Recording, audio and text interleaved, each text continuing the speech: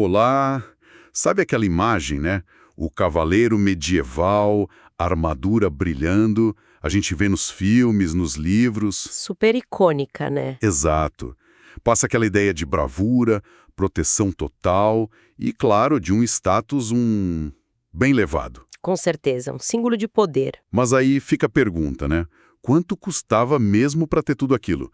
Para vestir aquela proteção toda e, tipo, mostrar essa posição na Idade Média? Era algo que qualquer guerreiro conseguia ou era luxo de poucos? É uma ótima pergunta. E é isso que a gente vai fuçar hoje. Vamos mergulhar um pouco nos custos reais das armaduras medievais.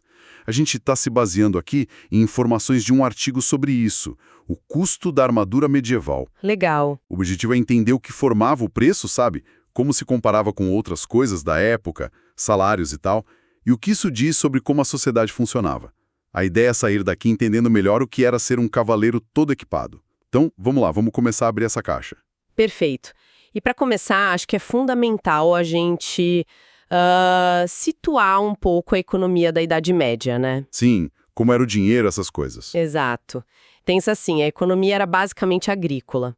O dinheiro existia, claro, mas era diferente de hoje. Moedas de prata, às vezes ouro. Tipo libras, shillings, pence na Inglaterra, florins em outros lugares. Isso mesmo. E aí comprar algo tão complexo como uma armadura, nossa, não era aí na loja, né? O historiador Christopher Dyer, ele tem um trabalho ótimo sobre o padrão de vida na época. Ah, sim. O que ele diz? Ele calcula que o custo de uma armadura completa podia ser o equivalente a, olha só, vários anos de salário de um trabalhador comum, tipo um camponês. Vários anos. Caramba! Só pra armadura. Exatamente. Era coisa da elite mesmo, sabe? Nobreza, cavaleiros ricos. Nossa, isso já muda a perspectiva toda, então não era um item qualquer, de jeito nenhum. E uma coisa que o material que a gente viu deixa claro é que não tinha um preço único, né? Variava bastante. Muito. Dependia muito do tipo de armadura, entre outras coisas. É aí que fica interessante, né? Como era essa diferença? Sim, se a gente voltar um pouquinho lá para o começo e meio da Idade Média, o mais comum era a cota de malha, o tal do hauberk. Aquela feita de anéis de metal, né? Isso, imagina uma túnica, às vezes até o joelho, toda feita de anéis de ferro ou aço interligados, milhares e milhares deles. Um trabalho, sim, super minucioso. E protegia bem. Protegia bem contra cortes, sim, contra perfuração, mais ou menos. E dava uma mobilidade boa para o guerreiro. Certo. Essa é a imagem talvez menos glamurosa, mas que durou muito tempo. E o custo? Quando saiu uma dessas mais ou menos no século XIII, por exemplo? Então, nessa época, século XIII, uma cota de malha completa, cobrindo tronco, braços, talvez pernas, ficava ali na faixa de umas 5 a 10 libras esterlinas. 5 a 10 libras. Tá. Pra gente hoje, esse número não diz muito sozinho. Como é que a gente compara isso? Era muito dinheiro para a época. Era bastante dinheiro, sim. Essas 5 a 10 libras, para ter uma ideia, podia ser o salário de vários meses de um cavaleiro. Do próprio cavaleiro, não do trabalhador comum. Do cavaleiro, que já era alguém de status, né? Ou então, era mais ou menos o preço de um bom cavalo de guerra, um destrier. Ah, o cavalo de guerra, que era essencial para ele. Essencial. Então, olha que interessante. O custo da armadura mais básica competia direto com o custo da montaria. E os dois eram indispensáveis e caros. Entendi. Então, mesmo a cota de malha, que era mais básica, já era um investimento pesado. E aí veio a evolução, né? A imagem que a gente mais tem hoje é a da armadura de placas. Exato. Essa começa a aparecer mais para o final do século XIII e domina mesmo no século XIV e XV. Essa, sim, é a do cavaleiro todo encaixotado em metal. Toda moldada no corpo, né? Isso. Peças de aço moldadas anatomicamente para cobrir quase tudo. Peito, costas, braços, pernas, capacete. A complexidade da fabricação deu um salto, assim, gigantesco. Cada peça era moldada, articulada, ajustada. Era uma engenharia muito mais sofisticada. E imagino que o preço acompanhou essa sofisticação toda, né? Se a cota de malha já era cara... Acompanhou e muito. O salto no custo foi brutal. O material que a gente viu fala que, lá pelo século XV, Uma armadura de placas completa, de boa qualidade, mas sem ser, tipo, super luxuosa, um modelo padrão para um cavalheiro. Custaria entre 20 e 50 libras. Nossa. De 5,10 para 20,50. Pois é. 4, 5 vezes mais ou até mais que isso. Uau. E isso é o padrão, imagino que tinha coisa ainda mais cara. Com certeza. E aí os números ficam, assim, absurdos para a época. O fascinante é a escala que isso podia chegar, porque a armadura não era só proteção, era ostentação pura também. Ah, sim. Encomendas especiais da alta nobreza, sabe? Personalizadas com gravações, detalhes em ouro, prata, brasão da família. Essas peças passavam fácil das 100 libras. Mais de 100 libras. Fácil. E às vezes bem mais. Era o valor de uma fazenda inteira, às vezes, condensado numa roupa de guerra. Eram verdadeiras joias funcionais. Joias funcionais. Gostei disso. Deixa bem claro o duplo papel. Mas e para quem não era dessa elite tão rica, mas ainda precisava de proteção? Tinha alternativa, mas em conta? Tinha sim. Uma bem comum era a brigantina. Brigantina. Como era? Pensa num tipo de colete, feito de tecido grosso, tipo lona ou couro. Por dentro, eles rebitavam centenas de plaquinhas de metal sobrepostas. Por fora, você só via os rebites, às vezes fazendo uns desenhos. Ah, interessante. Era mais leve, então. Mais leve que a placa inteiriça, mais flexível e, o principal, bem mais barata de fazer. E o preço refletia isso. Quanto custava? Bem menos. O artigo fala em algo tipo 2 a 5 libras. Ah, bem mais acessível mesmo, comparado com as outras. Exato. Aí virava uma opção boa para infantaria, para besteiros ou mesmo para cavaleiros com menos grana, sabe? Protegia o tronco, que é vital, sem o custo absurdo da placa completa. Entendi. Então tinha esse leque. A brigantina mais barata, a cota de malha no meio e a placa que ia do caro ao ridiculamente caro. Isso me leva a pensar, o que exatamente fazia o preço variar tanto, além do tipo? Por que uma de placas podia ser 20 e outra 80? Ótima pergunta. Eram vários fatores juntos, né? O primeiro, talvez o mais básico, era a qualidade do material. O aço. Usar aço de alta qualidade, bem temperado para ser duro, mas não quebrar fácil, era muito mais caro que usar um ferro mais simples ou ligas piores. A diferença na proteção e na durabilidade era gigante. E o custo também. Faz todo sentido. A matéria-prima. Que mais? O trabalho artesanal. Fazer armadura, principalmente a de placas, era um ofício assim de altíssima especialização. Precisava de mestres ferreiros, armeiros com anos de treino. Imagino. Moldar cada peça certinho para o corpo, fazer as juntas funcionarem bem no ombro, cotovelo, joelho, garantir que tudo encaixava e deixava a pessoa se mexer. Nossa, era lento, detalhista e exigia uma habilidade rara. E o que é raro é caro. Claro. Quanto mais complexo, mais horas de um mestre ali. Exato. E aí entrava a parte da estética, da ostentação que a gente falou. A ornamentação. Isso. Aí o preço podia explodir. Gravações detalhadas, relevos, aplicações de latão, bronze, dourar com folha de ouro, colocar prata, esmalte no brasão. Tudo isso aumentava o preço? Demais! Transformava a armadura numa obra de arte e jogava o preço lá para cima. Era aí que o status brilhava e custava caro.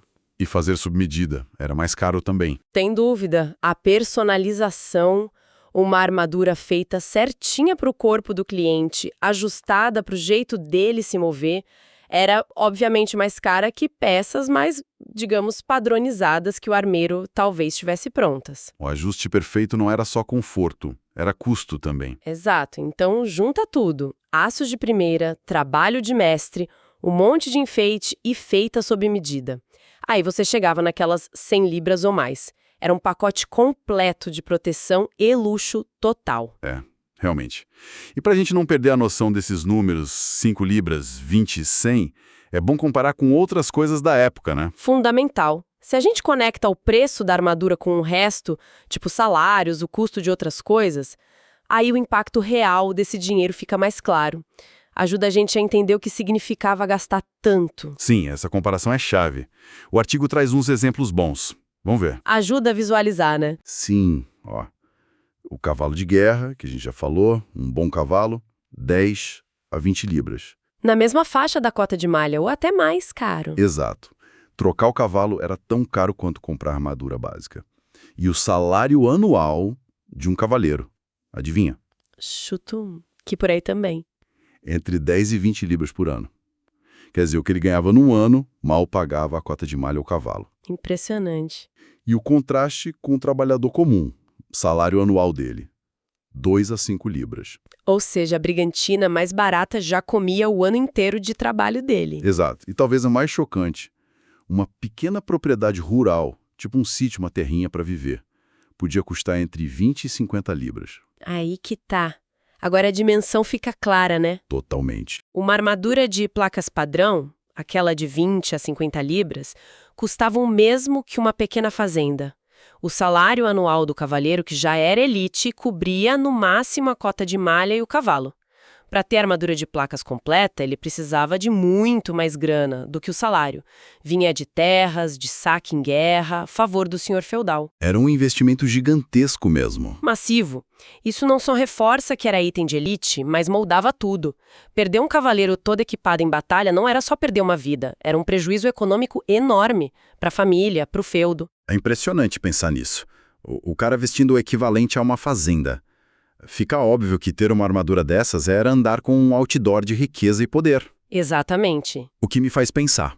Não era só para proteger, né? Tinha um significado maior ali. Com certeza absoluta. E esse é um ponto-chave também. A armadura ia muito além da função de guerra. Era um dos símbolos mais fortes de status, poder e identidade na Idade Média. Mais que só parar a espada. Muito mais.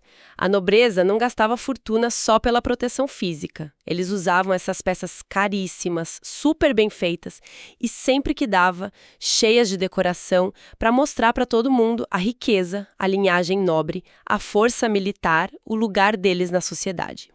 Era comunicação visual pura, sabe? Tanto na guerra quanto na corte. O artigo até cita um historiador, David Eddy.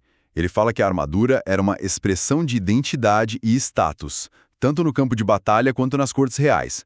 É quase um cartão de visitas caríssimo. Perfeita essa definição. E tem mais uma camada. A qualidade e o estilo da armadura não mostravam só o status de quem usava, mas também o prestígio do armeiro que fez. Ah, o nome do artesão importava. Muito. Tinham oficinas famosas na Alemanha, na Itália, mestres armeiros conhecidos na Europa toda. Ter uma armadura feita por um mestre famoso era mais um sinal de distinção. Tipo ter uma bolsa de grife hoje, só que, né, incomparavelmente mais caro e com um peso social muito maior. Fascinante isso do prestígio do armeiro também. Agora, para a gente tentar trazer esses valores um pouco para a nossa realidade. Eu sei que é super complicado comparar épocas tão diferentes, mas o artigo sugere um jeito de ter pelo menos uma ideia, uma ordem de grandeza. Sim, é um exercício complicado, tem que ter cuidado, mas ajuda a gente a sentir o impacto, né? A lógica usada é comparar o custo em libras com o salário anual de um trabalhador comum da época. Lá para o final da Idade Média, mais ou menos 1 libra era o que um trabalhador braçal ganhava no ano inteiro. Certo. E se a gente usar, só para ilustrar mesmo, o salário mínimo anual brasileiro de 2025, que deve ficar aí por volta de R$ 18.110, R$ 18.200. E olha, pessoal, isso é só uma aproximação muito grosseira, tá? As economias não têm nada a ver, poder de compra, tudo diferente. Mas talvez ajude a dar um choque de realidade. Exato, é puramente ilustrativo, mas se a gente usar essa base de R$ 18.108 como o valor de 1 libra, o salário anual do trabalhador, aqueles custos de armadura viram números bem impressionantes hoje. Manda ver. A cota de malha, 5 a 10 libras, daria hoje algo entre R$ 90.540 e R$ 181.080. 90 a 180 mil reais. Isso. Agora, a armadura de placas padrão, 20 a 50 libras.